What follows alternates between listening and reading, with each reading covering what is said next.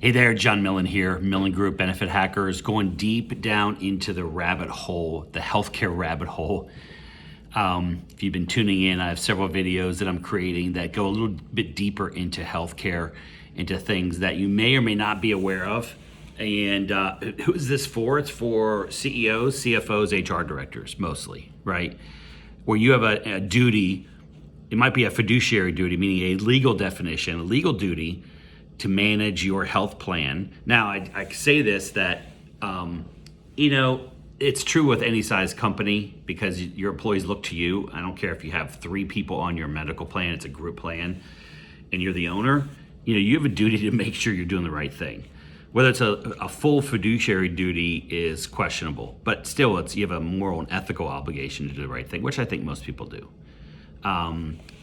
However, and I'm reading this great book, and I think you've seen me reference this. And so someone the other day said, what the heck is with the book, man? It's Dave Chase, Restoring the CEO's Guide to Restoring the American Healthcare Dream and trying to make healthcare better. Why the book, man? You didn't write it. I didn't write it. I don't get paid for it. Actually, I spend money, $20 a pop. I ship this out regularly, a few times a week, to CEOs because you're the top of the food chain, or executive directors, right? Or presidents or owners. The top of the food chain, whether it's a nonprofit executive director, whether it's the CEO of a company, whether it's the owner of a plumbing company, it's your responsibility. And what's shifted big time in the last few years is it used to be HR manages that, HR takes care of that, whatever they say I do. Now it's someone else may gather the information, but they bring it to me and I make the decision. And that's good because on page 168, it talks about ERISA, which is a federal law. It talks about a word called fiduciary. The Department of Labor describes the fiduciary duty and potential liability as follows. So what this really means is, none of us do anything intentionally to break the law. I feel like you're probably a good person. You're not intentionally trying to do it. And I'm not using the law to scare anybody. But what I'm telling people and I'm seeing from my own eyes is that the enforcement environment today in 2022, with the current political environment we're in, it's heightened. It's different. There's more scrutiny, there's more audits, there's more IRS agents being hired, there's more regulatory clampdown. And that means if you're not managing your house the right way, the last thing you want is someone showing up and saying, show me this, show me that, show me this, demonstrate this, how did you do this? Show me your duty on how you've controlled costs and not overcharged your employees. So there is a duty there, unless you're paying 100% of the healthcare for every single person. There's probably still some liability there, but maybe that's the exception, but that's not most companies. That's not who I'm talking to. You're a nonprofit, you're manufacturing, you're a gray collar, you're construction, a contractor, mechanical, healthcare, right? Various industries. I'm not talking about Google and a big law firm that makes tons of money. That's not who we're talking to. We're talking about companies that have between 50 and 500 employees for the most part. Now, doesn't mean you can't benefit from this stuff, because if you have more than 500 employees, you're definitely in this realm. Like, you definitely most likely have a fiduciary legal definition to do a few things. One, page 168, act solely in the interest of plan participants and their beneficiaries, and with the exclusive purpose of providing benefits to them. I will tell you that is not always the case. The cost shift that has occurred in the industry from taking the costs that the employers held and over time shifted that cost to employees is massive.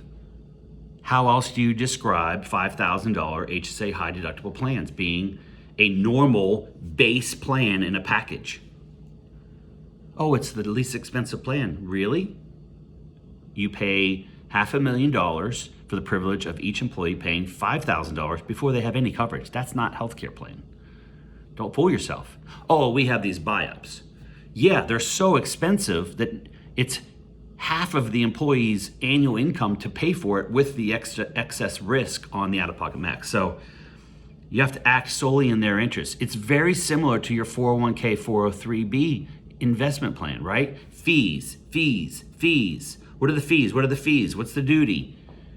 You know this story. This is not new. But for some reason, when it comes to healthcare, whatever they say, I just do. I trust my broker. I like my broker. They're really good. I'm happy, very happy with our service. Good for you. This is not about being happy, satisfied, loyal, trust. This is your business. This is what gets me. I'm amazed. I'm like, whose business is it? It's not Bob's business that you've been playing golf with, or Mary, who gets along really well with your payroll department because they've been managing all the claims issues, the issues that come up. That has nothing to do with your ERISA fiduciary responsibility or your ethical and moral obligation to your employees. This is why CEOs, executive directors, owners, and presidents are now much more involved. Side note, sometimes you get involved too late. Bring me what you found. Here you go, John. This is what we found. Is this the best we could do? Yep, we quoted the market. Our broker quoted 6 carriers, and this is the lowest cost we have, or the least painful increase. We got a 22% increase from Cigna, but we found a United Healthcare increase of 12.5. Oh, okay. If that's the best you can do. That is not taking the fiduciary responsibility. That's like your 401k provider saying, you know what, our fees are going to be 3% this year. And like, oh, holy cow. Okay, let's scope this out. Okay, we found a provider that will do it for 2%. Excellent, let's go with it. You would be a moron to accept 2% fees on your 401k when it should be less than 1%. Who's getting paid, right? It's just siphoning off a third or more of the retirement accumulation of your plan, if it's investments, and your employees. You're getting hit too. Like, those fees are crushing the returns. It's taking 30% or more based on how much you pay. A little fee impacts it. Do the math. Do your own research. Don't believe me. So the same thing is true with healthcare. If you have 50 or more employees in your health plan, or whether it's fully insured, and now if you don't understand these definitions, I encourage you to go back and watch some of these videos. You should be able to explain to your team, if you're the top person, the difference between fully insured, level funded, partially self-funded, fully self-funded, reference-based pricing. Basically, those are the 5 types of funding strategies on how you pay for claims in your health plan. That's how you're paying. That's the risk tool. I'm keeping it simple. Fully insured, level funded, partially self-funded, fully self-funded, reference-based pricing. These are all the different tools you have available. And I'm amazed, and I'm not surprised that people don't understand these terminologies. Like, this is the rules of the game. It's like you being a football. It's like you being Robert Kraft of the Patriots, or the Rooney family, the Steelers. I'm from Pittsburgh. Dan Rooney not understanding that there are 4 downs. You have to get, there's 10 yards for a first down. Or there's 4 quarters. Or if there's overtime, what happens? If it's regular season, what are the rules on overtime regular season? What are they during the playoffs? What are they in the Super Bowl? You would know those rules pretty damn well. And yet I'm shocked. We're happy. You can be as happy as you want and be totally being raked over the coals bare naked because you don't understand the basics of this massive piece of spending that is invested into your employees because they're the greatest asset. You eliminate all your employees, you have no company. It's over. If they all quit, imagine if they all quit and said, this is horrible, I'm done. Most businesses are over. You have 10% of them quit. It's a huge disruption. Why? You look at what's going on now during COVID, 2022, March. Attracting and retaining employees is so much more important today than it was 3 years ago. Am I right? 3-4 years ago, things were rocking and rolling. It's like, yeah, everyone's it's a good old time. Now it's not so good. Now we're in winter. Spring we can sort of see spring, but winter season is still kind of rough for a lot of people. Inflation, CPI increases and everything. So the other thing it talks about in here on page 169 is you only want to pay reasonable plan expenses. Reasonable plan expenses. 401k, what are the fees? 1%, 2%, 3%, whatever that is, right? What are reasonable plan expenses in a healthcare plan? Do you even know like how you're paying for that? Probably not. And if you do know, how are you managing it? I had someone the other day send out an email about a topic, and the response was, haha, we're all good, we're self-funded. I'm like, great. That's all I said, we're self-funded, great. How are you managing the fees and the costs on that plan? Just because you're using the strategy doesn't mean you've optimized it. So there are fees built in all over the healthcare realm. There are fees for the person that administers the plan, the third-party administrator, TPA.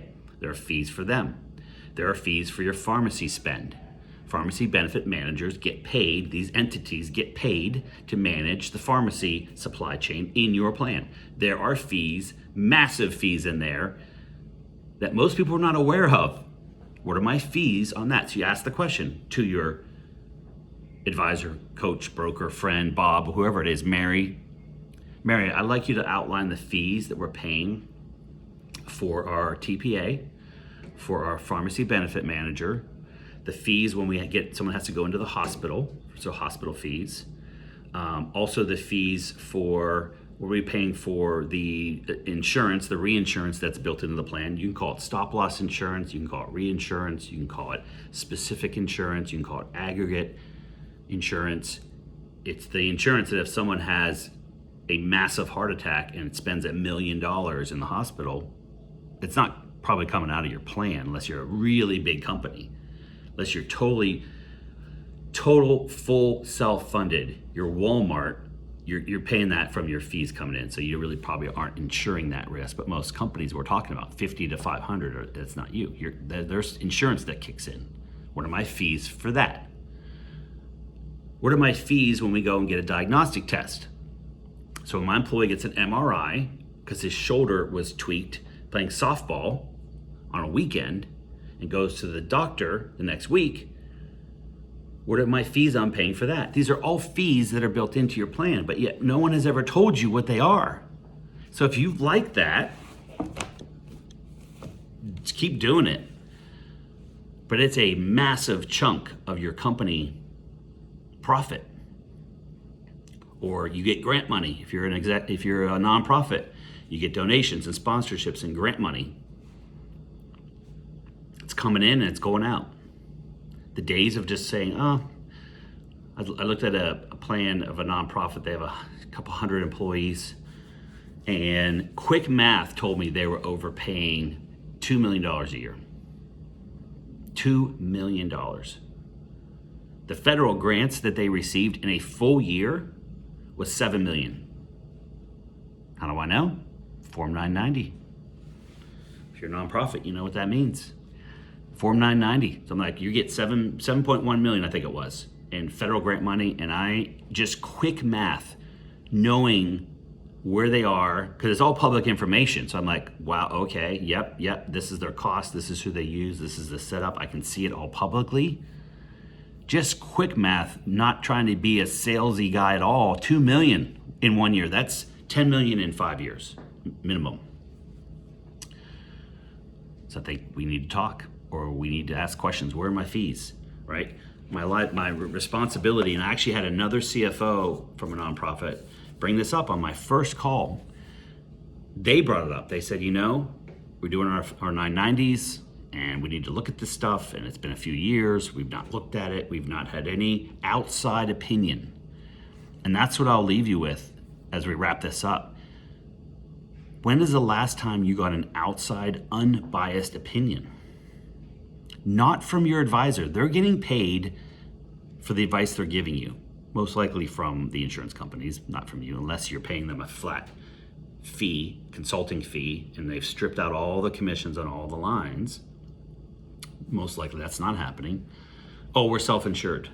Great, you're paying them a fee through the TPA, through the pharmacy benefit manager, and from the stop-loss carriers. You know, stop-loss carriers have fees and commissions built in that they pay the brokers.